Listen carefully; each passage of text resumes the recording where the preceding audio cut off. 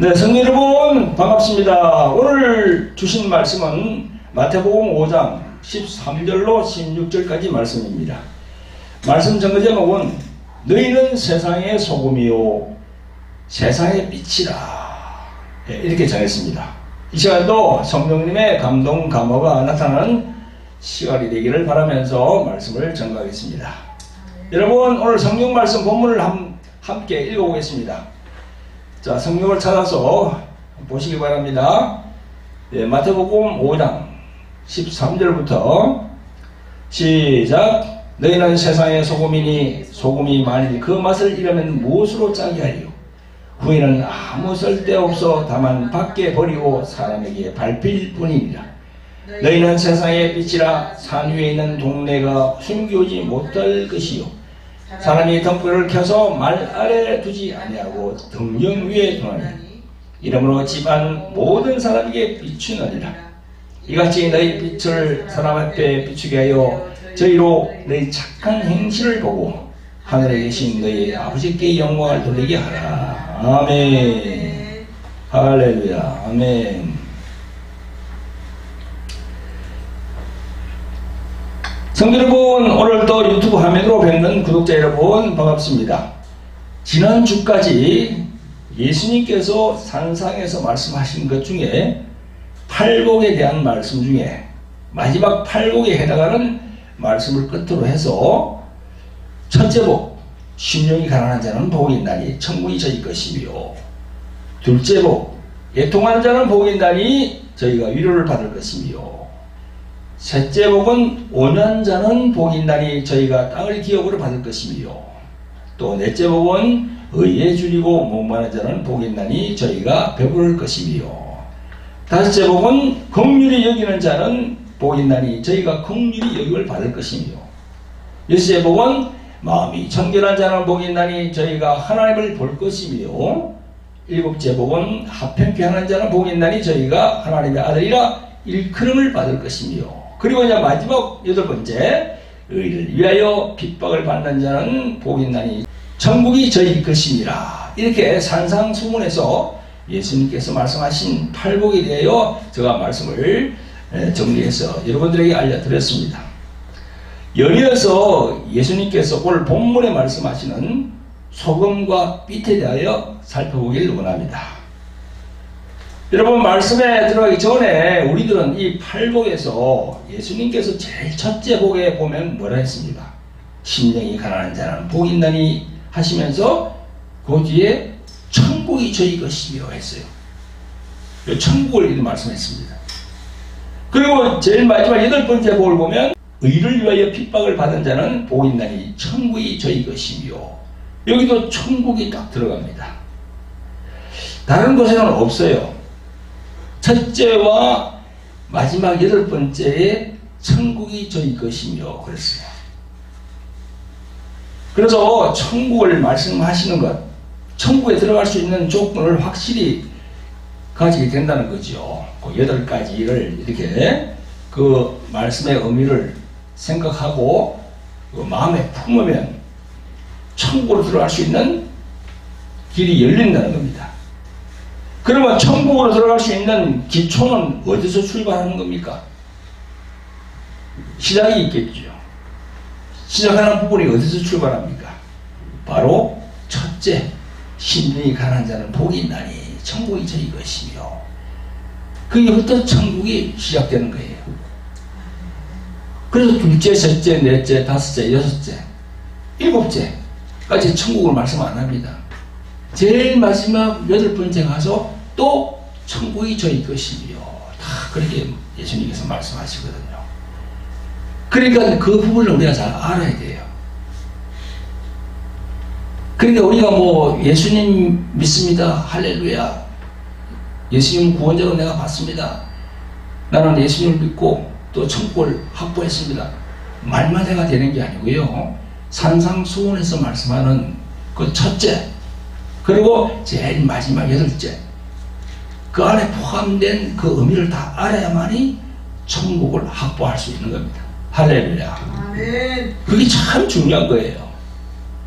그러니까 오늘 좀 설명하면 이 첫째 심령부터 가난한 자가 되어야 된다는 거죠. 그래서 자기 죄에 대해서 애통할 수 있고 마음이 온유한 자가 되고 예수님을 사랑하기를 줄이고 목마른 자처럼 될 것이고, 긍휼히 여김을 하나님부터 받으려면은 자기 자신도 남을 긍휼히 여기는 자가 될 것이고, 마음이 정결하게 되어 화평을 이루는 자가 될 것이고, 이와 같은 의를 이루기 위해서 사는 신자이기 때문에, 그래서 예수님 때문에 핍박을 받고 그의 의의 나라 천국이 온전히 소유된다는 것을 말씀하는 겁니다. 아멘. 그러므로 이 팔복의 첫째, 심령이 가난하게 된다는 것이 얼마나 중요한가를 제가 계속 산상수훈 팔복을 말씀하면서 계속 말씀드린 바가 있습니다. 심령이 가난한 자가 되나 이거죠. 그래서 교회에 나와서 신앙생활 하는 교인들뿐만 아니라 그 교인들을 가르치고 양육하는 목사, 장로, 권사, 그런 지도자급에서도 이 심령이 가난하게 되지 않으면은 그 성도들에게 빛이 나갈 수가 없어요. 여러분, 예수님께서 말씀하신 팔복에 대하여 다시 한번 여러분들의 심령에 되새기시기를 예수님의 이름으로 축원드립니다. 성도 여러분, 구독자 여러분, 그러므로 심령이 가난하다는 것은요, 천국의 시작, 즉 천국이 임하는 것이고, 그래서 마지막 의를 위하여 핍박을 받는 자, 의를 위한 자이면 그것은 천국이 온전히 그 사람의 것으로 소유가 되었다라는 것을 예수님께서 말씀하시는 것이라고 우리는 볼 수 있습니다.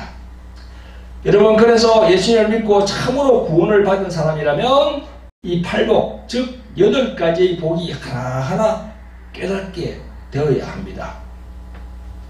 더 나아가서 그 말씀의 맛을 내는 삶이 필요하겠지요. 그 삶이 하나님 아버지께 드리는 산제사가 되어야 될 것이고, 그 맛을 내는 신자가 바로 예수님의 사람이요, 거룩한 성전이 된 예배자라고 할 수 있을 것입니다. 성도 여러분, 구독자 여러분, 오늘 본문이 그 부분을 말씀하시는 겁니다. 오늘 본문 13절을 한번 보세요. 너희는 세상의 소금이니 소금이 만일 그 맛을 잃으면 무엇으로 짜게 하리요? 후에는 아무 쓸데없어 다만 밖에 뿌리워 사람에게 밟힐 뿐이니라. 이렇게 예수님은 말씀하십니다.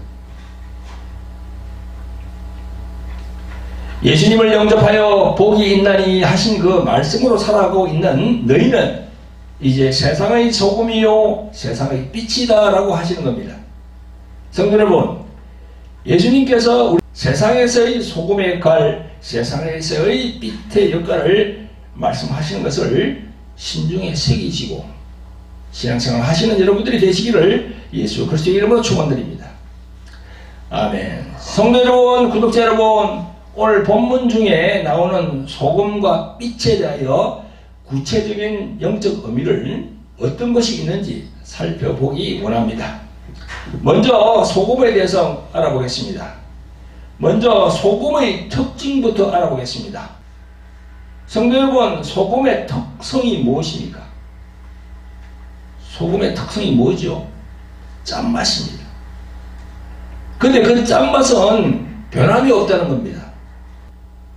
소금이 짠맛을 잃은 적이 없습니다. 그래서 소금하면 짠맛이요, 짠맛 하면 소금입니다. 녹아도 소금이요, 덩어리로 있어도 짠맛으로 그 맛은 변함이 없습니다. 그래서 그 짠맛으로 사람에게 유익을 주고 모든 음식에 맛을 내는 것입니다. 음식 재료가 아무리 좋은 것이라도 소금이 들어가지 않으면 맛이 나지 않습니다. 그런데 여러분, 비록 소금이 흰 빛을 띠고 짠맛을 내어주면서 보존하여 주는 힘이 가지고 있는 등 여러가지 좋은 점이 있지만 그 중에서 특히 중요한 게 무엇이 있습니까? 부패를 방지하고 부패를 지연시켜주는 방부제 역할을 한다는 겁니다. 소금이 방부제 역할을 해요.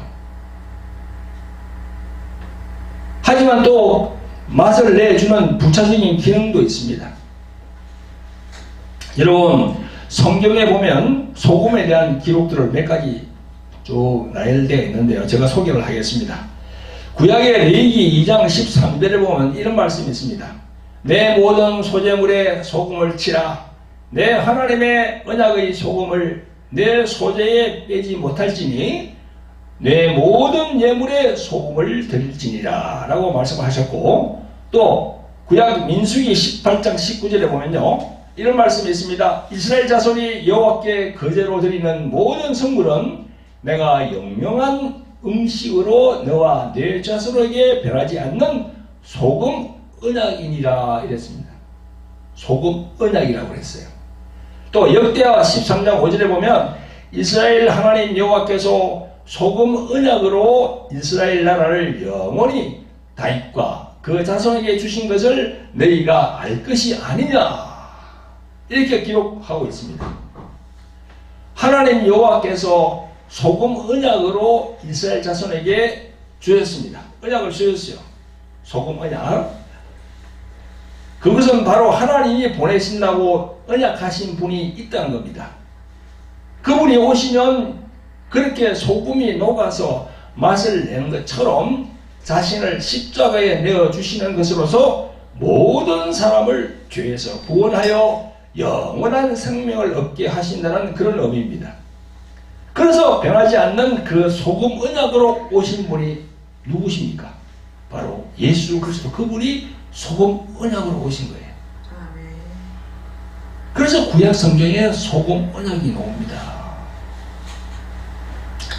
하나님 여호와께서 구약 성경에 말씀하신 소금 언약의 주인공은 바로 예수 그리스도이심을 성도 여러분들의 심령에 굳건하게 새겨서 그 믿음이 변하지 않기를 예수 그리스도 이름으로 축원드립니다. 아멘. 성도 여러분, 구독자 여러분, 그런데요 오늘 본문에서 예수님께서는 너희는 세상의 소금이니라고 했습니다. 바로 그 소금 언약의 당사자로 오신 예수님이 우리들에게 너희는 세상의 소금이니라고 했습니다. 바로 소금처럼 녹아서 모든 사람 속에 맛이 되어 오신 예수님이 우리들에게 너희들은 소금이니 했어요. 그 말씀의 의미를 우리가 알아야 돼요. 그래서 그 예수님을 자신의 생명으로 영접하여 자기 안에 함께 하고 있는 신자라면 그 소금이 맛을 내듯 세상에 예수님을 드러내는 자로 서서히 맛을 내어야 된다는 것입니다. 맛을 내어야 된다는 거예요. 아멘? 여러분, 오늘 소금과 빛에 대해서 말씀드리는데 소금은 조금 소극적이야. 빛은 적극적입니다.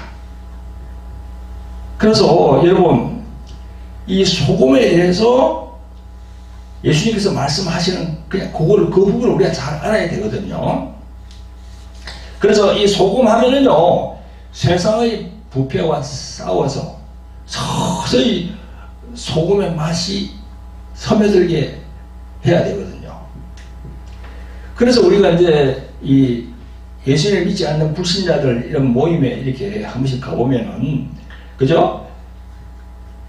딱 신자가 들어가서 이렇게 이야기를 하면요, 대부분 알아요.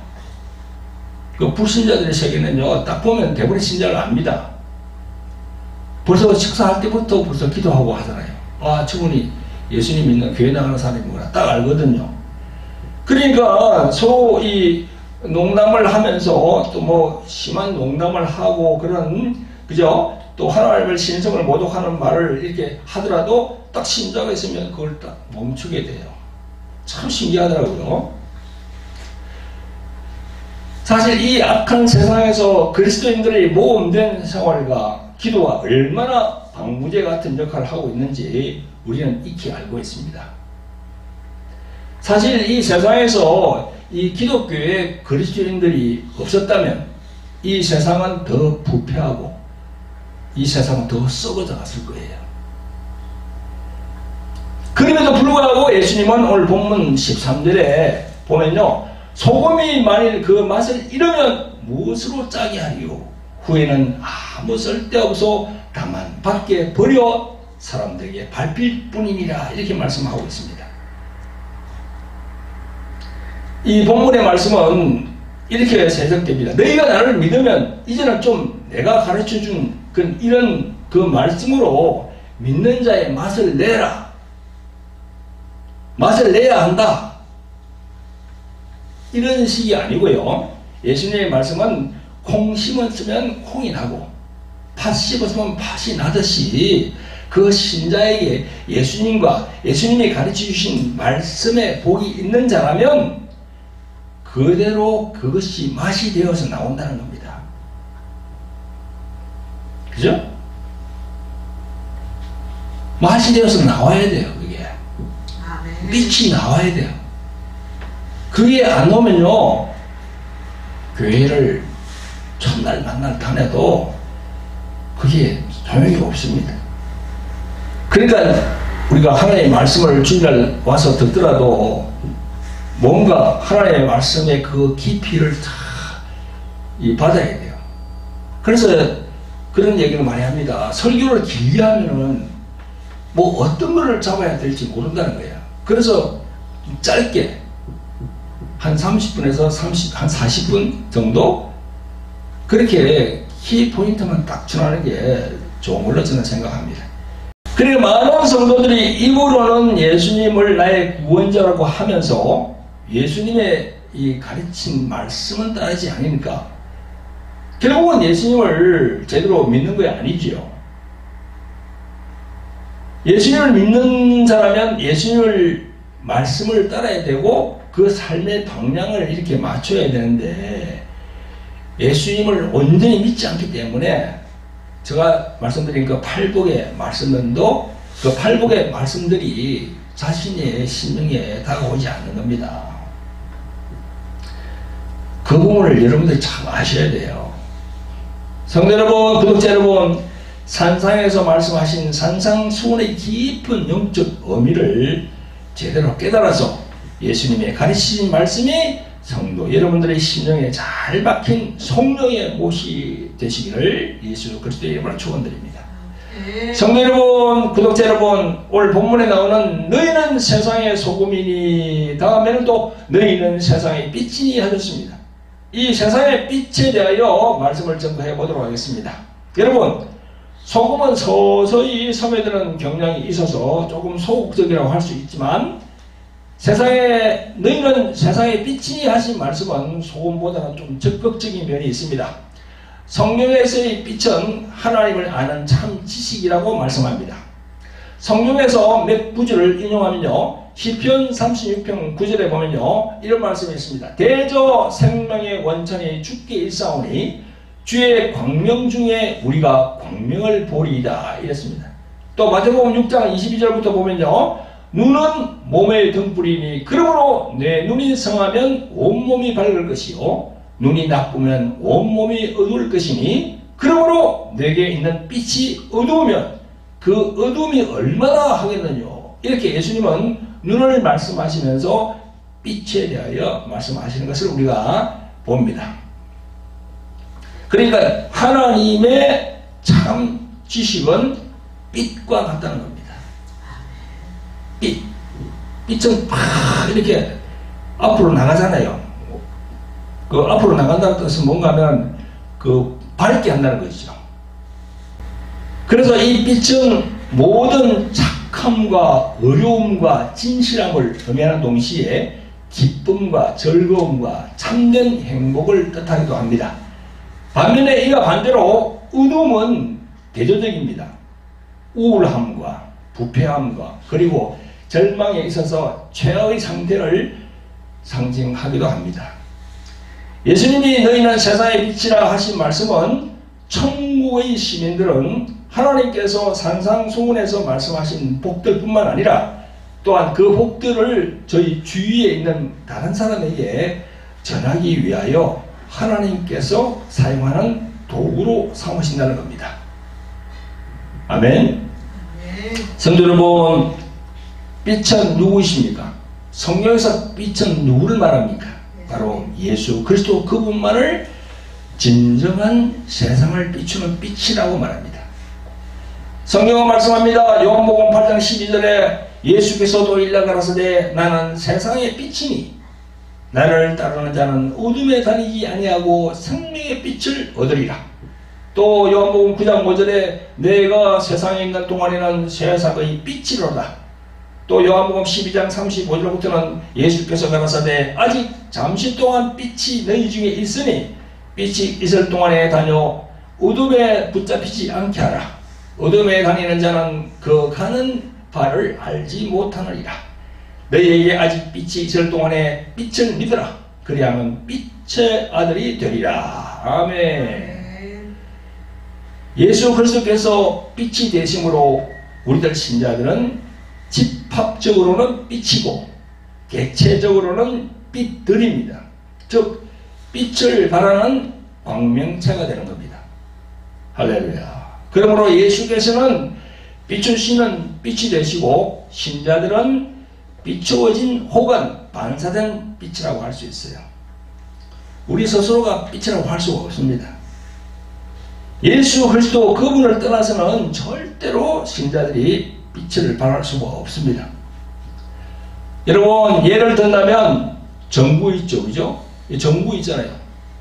정부는 제 스스로의 힘으로는 빛을 발할 수가 없습니다. 전원 스위치를 올려서 발전소에서 만들어진 전류가 그곳으로 흘러 들어와야 비로소 정부에 빛이 탁 들어오게 되는 겁니다. 그러므로 그리스도를 쫓아가는 자들이 원빛에 실제적으로 연결되어 있을 경우에만 우리 신자들이 다른 사람에게 빛의 역할을 할 수가 있는 겁니다. 할렐루야. 그러나 내 스스로가 빛이 될 수가 없고 내 안에 예수님이 성령으로 이렇게 딱 들어오면은 내가 그 빛을 통해서 내가 발광체가 된다는 거지. 할렐루야. 아멘. 여러분 오늘 이어서 본문 14절 하반절에 보면 산 위에 있는 동네가 숨기지 못할 것이요 사람이 등불을 켜서 말 아래 두지 아니하고 등경 위에 두나니 이러므로 집안 모든 사람에게 비추느니라 하셨죠. 그죠? 여기 보면 예수님이 빛에 대한 비유와 관련하여 두 가지 개념을 말씀하십니다. 그것은 그리스도 예수를 쫓는 사람들은 눈에 드러나야 하는 동시에 또한 빛이 나야 한다는 말씀입니다. 첫째 비유가 산 위에 있는 동네가 숨기지 못할 것이요 했죠. 그죠? 이 말씀은 산 위에 있는 마을은 멀리서도 잘 보이거든요. 캄캄한 밤에 저 산 위에 그 마을이 있으면요 그게 환합니다. 그 말이야 예수님께서 말씀하시는데 우리 신자들이 성령을 받아서 거듭이 나면 산상수훈 제일 첫째의 말씀 심령이 가난한 자에게 복이 있나니 해주. 그죠? 그 말씀으로 살아가는 삶이 되면 산 위에 있는 동네가 숨기지 못하고 빛을 발산하는 것처럼 녹아진 소금이 맛을 내는 것처럼 가정에서나 일터에서나 사회생활 속에서 자연스럽게 되어 나와서 예수님을 비춘다는 겁니다. 할렐루야. 그 자신의 신앙, 자신의 믿음을 보인다는 거예요. 아시겠죠? 첫 번째 비유가 그겁니다. 산 위에 있는 동네. 보인다는 거예요. 밤에 환하게. 그걸 말씀하는 거예요. 자, 두 번째 비유는 또 뭡니까? 등불을 켜서 말 아래 두는 사람이 어디 있습니까? 여기 말은 사람이 타는 말이 아니고 곡식을 이렇게 대는 도량형계의 하나입니다. 그래서 옛날에 보면 그 말 동그란 걸 해가지고 나무로 짠 말이 있어요. 그래가지고 그 말에다가 이렇게 곡식을 뭐 콩이니 뭐 쌀이니 한 말, 두 말 해가지고 이렇게 한 대, 두 대 이렇게 했잖아요. 그죠? 지금은 좀 사용하지 않지만 그런 겁니다. 그 말이. 그리고 등경은 등잔을 말하잖아요. 그래서 등잔을 그 말 아래 같은 저 밑에다가 두는 사람이 어디 있습니까? 어리석게. 등잔대 올려야 되겠죠. 그래서 집 안에 있는 사람들, 온 사람이 다 이렇게 보이게 해야 되겠죠. 그죠? 이제 그걸 말씀하시는 거예요. 그래서 제가 말씀드린 대로 첫째로 심령이 가난한 자가 되어서 복을 받으면 빛을 발산하게 된다는 그런 말씀입니다. 그 말씀이에요. 그러니까 예수님을 믿고 물과 성령을 거듭나면은 자신이 뭐 어떻게 하지 않아도 그 하는 그런 행위나 품성을 보고 아, 예수님이 안에 계시구나 이렇게 다른 사람들이 다 느끼게 된다는 겁니다. 아멘. 아멘. 그런데 여러분, 교회 나와서 신앙생활을 한다는 사람이 심령이 가난한 자가 되어 하나님이 주신 복이 있나니 그 말씀의 영적 의미를 깨닫지 못하면 어떻게 됩니까? 그 깨닫지 못하면 어떻게 되죠? 13절에 나와 있습니다. 너희는 세상의 소금이니 소금이 만일 그 맛을 잃으면 무엇으로 짜게 하리요? 후에는 아무 쓸데없어 다만 밖에 버리고 사람에게 밟힐 뿐이니라 했습니다. 이렇게 되는 겁니다. 맛이 나지 않는 것이 어떤 이유입니까? 복 있는 자의 족불이 되는 그 영적인 특성들이 없기 때문에 맛이 나지 않는 겁니다. 아니, 성도들을 가리키고 양육하는 목사, 장로, 권사도 이게 안 되면요, 그게 나타나질 않아요. 그 세상적인 그런 목회자가 되는 거예요. 영적인 특성이 뭡니까? 초반에 내가 말씀드렸죠. 그 영적인 특성들. 팔복에서 제일 처음 구절이 뭡니까? 심령이 가난한 자는 복이 있나니 천국이 저희 것이며 했습니다. 여기 천국이 나오잖아요. 제일 마지막 8번째, 의를 위하여 핍박을 받는 자는 복이 있나니 천국이 저희 것이며, 이 천국이 나의 것이 되려면 영적인 특성들을 가져야 된다는 겁니다. 영적인 특성들. 그게 바로 8가지 특성들이에요. 팔복에 있는 그 8가지 특성이 바로 그게 영적인 특성이에요. 이게 하나하나 자신에게 적용이 될 때 그걸 이제 빛을 발산할 수 있는 겁니다. 그러면 내가 긍휼함을 받으려 그러면, 하나님으로 받으려 그러면 어떻게 됩니까? 내가 긍휼히 여겨야 되죠. 다른 사람을 긍휼히 여기지 않으면서 하나님부터 긍휼히 여기를 받는다. 그건 말이 안 되죠. 예를 들면 특성이 그렇다는 겁니다. 성도 여러분, 구독자 여러분, 팔복에서의 예수님의 말씀들 중에서 영적인 특성들이 어떤 것이 있는가를 항상 생각하고 그 말씀에 순종하시는 성도 여러분들이 되시기를 예수 그리스도의 이름으로 축원드립니다. 아멘. 성도 여러분, 이제 말씀을 마무리하기를 원합니다. 교회의 많은 목사님들이 예수님이 말씀하신 너희는 세상의 소금이니 그리고 세상의 빛이니 하신 이 말씀을 주제로 메시지를 전하고 있습니다. 그런데 제가 볼 때는 예수님의 생각과 의도에 맞게 깨닫게 해주는 그런 설교를 하셔야 되는데,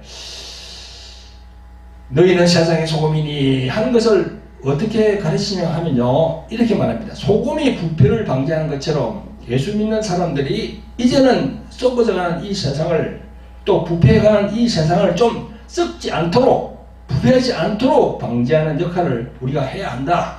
그러면서 생선도 부패하지 않게 하려고 소금을 뿌리지 않느냐. 그것처럼 이제 우리 믿는 사람들이 부패해져가는 세상을 소금과 같은 사람이 되어서 부패를 방지하는 식으로 소금의 맛을 내어야 한다. 이렇게 설교를 합니다. 그런데요, 여러분, 어떻더라면 그게 맞는 말 같아요. 근데 생선에 소금을 뿌린다고 그게 영원히 부패하지 않습니까? 그게 한계가 있어요. 결국은 그게 썩습니다. 영원히 썩지 않는 것이 아니에요. 예수님이 너희는 세상의 소금이니 하신 것이 고작 그런 언제 변해도 변할 것을 두고 말씀하시는 그런 건가요? 아닙니다. 예수님을 처음 믿고 나온 교인들은 그렇게 생각할 수도 있지만, 그러나 설교하는 목회자가 그런 설교를 한다면요, 그것은 영혼을 망할 길로 이끄는 것과 똑같다고 생각합니다. 여러분 보세요. 뭐 부패를 척결해 보겠다고, 정의를 실현해 보겠다고 목사들이 뭐 무슨 정당을 만들고 정치 목사들이 많이 나옵니다. 지금 보면요. 그렇게 해서 부패가 막아지고 목사들이 정의 실현을 그렇게 시킬 수 있습니까? 여러분, 정치판은 원래 돈이 오고 가고 가는 거예요. 이 돈 때문에 부패한단 말이죠. 그 정치판은요, 그 많은 사람들 그 하는 거 보면요, 가진 겉모술수가 막 횡행합니다. 서로 비방하고 서로 이용하고 말도 못해요. 이런 텀에서 그게 제대로 되겠습니까? 안 됩니다. 여러분, 인간은 원래 도덕적인 존재이기 때문에 그런 걸 막아보려고 교육으로, 교양으로, 학문으로 그런 사회 악을 막아보려고 시대마다, 그죠? 지금 시대마다 그 노력은 끊임없이 해왔습니다. 새 정부가 들었으면 또 발표하고 하잖아요. 그죠? 그런데 인간의 부패와 죄는 점점 더 심해가고 더 악랄해져 가거든요. 왜 그렇습니까? 사람 속에 있는 근본이 해결되지 않았기에 그렇습니다. 그래서 그 겉껍데기의 것만 아무리 고쳐봐도 소용이 없는 거예요. 다시 말해서 인간 속에 의가 없기 때문에 세상이 존재하는 날 동안 부패와 죄악은 없어지지 않고 계속 지속되는 겁니다. 인간 내면에 그 의 되시는 예수님이 들어오셔야 해결이 되는 거예요. 너희는 세상의 소금이니 너희는 세상의 빛이니 하신 말씀을, 이 부패에 관한 세상을, 썩어가는 세상을 방지하는 것이 소금의 역할이요 맛을 내는 것이라면, 그렇게 가르치는 것이라면요, 그건 예수님의 뜻을 인간의 도덕심에 의해 행해지는 인간의 일이요 예수님과는 전혀 관계가 없습니다. 예수님이 이 세상에 오셔서 세상의 죄도 바꾸려고 다니신 적이 없어요. 인간 사회의 정의를 구원한다고 다니신 게 없습니다. 2000년 전에 로마 제국이 이스라엘을 다스릴 때도 예수님이 뭐라고 했습니까? 가이사 것은 가이사에게, 하나님의 것은 하나님께 드리라 했어요. 절대 그 정치에 관여 안 했습니다. 아니, 하나님의 본체이신 그분이 정치에 관여하면 어떻게 됩니까?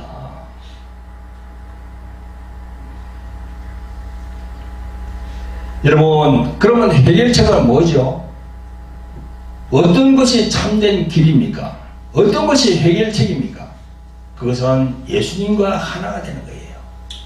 즉, 예수님이 말씀하시는 산상수훈의 깊은 영적인 뜻과 의미를 깨닫고 그 복을 쟁취하고 또 천국을 받아들이고, 그죠? 그 산상수훈의 말씀이, 능력이 말씀이 되지 않으면은 세상의 소금, 세상의 빛이 될 수가 없습니다.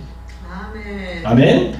산상수훈의 말씀은 요한복음 3장 5절 이하에 있는 말씀처럼 물과 성령으로 거듭이 나지 않으면 조금도 자기 영혼의 능력의 말씀으로 들어오지 않아요. 그래, 거듭 나지 않으면 산상수훈의 말씀이 아무 쓸데가 없는 거예요. 성령으로 거듭이 나야 자기 안에 소금이 생기고 빛이 생기게 되는 겁니다. 자기 안에 소금이 없으니 세상에 나가서 좋은 일, 착한 일 해서 빛을 비추고 맛을 내리고 연기해 주는 거, 그죠? 그건 아니에요. 그 성령 받은 사람과 성령 받지 않은 사람이 완전히 틀립니다. 보면. 그래서 우리 목사님들은 그 부분을 딱 지적해야 되는 거죠. 그래서 이 교회에 나와서 다녀도 하나님의 말씀 따라 살려는 것이 아니고, 예수님을 깊이 알려고 하는 것도 아니고, 그냥 큰 교회당 다닌다는 걸 자랑하려고 그 교회 믿고 다닌다는 거지. 많은 기독교 신자들이 내가 어디 큰 대형교회 어디 집사로 있어, 안수로 집사로 있어, 장로로 있어. 그게 중요합니까? 그 사람이 영이 거듭나야지. 물과 성령으로. 물과 성령으로 거듭나지 않으면 절대 그 안에 빛이 들어갈 수 없어요. 소금이 들어갈 수 없어요. 그 안에. 아멘. 성도 여러분, 예수님이 우리들에게 너희는 세상의 소금이니 너희는 세상의 빛이니 하신 이 말씀, 그죠? 이 말씀을 우리가 이해하려면 이 팔복 중에서 심령이 가난한 자에게 복이 있나니 거기부터 출발해야 돼요. 그죠? 그래서 심령이 가난하다는 게 무슨 의미인지 우리가 알아야 되는 거예요. 그 심령이 가난하게 된다는 건 내가 뭘 했습니까? 예수님이 말씀하신 요한복음 6장 63절에 살리는 것은 영이니 육은 무익하니라 했잖아요. 그 살리는 영, 그게 심령이거든요. 그래 영이 거듭나야 된다는 거야. 거듭나지 않은 상태에서 아무리 사회가 아주 좋은 일 하고 뭐 이렇게 해도 아무 의미가 없는 겁니다. 그 사람 안에 소금이 없어. 그 사람 안에 진정한 빛이 없어. 빛이 없으면서 자기가 소금 행세하고 빛 행세하고 그걸 하나님 보지 않습니다.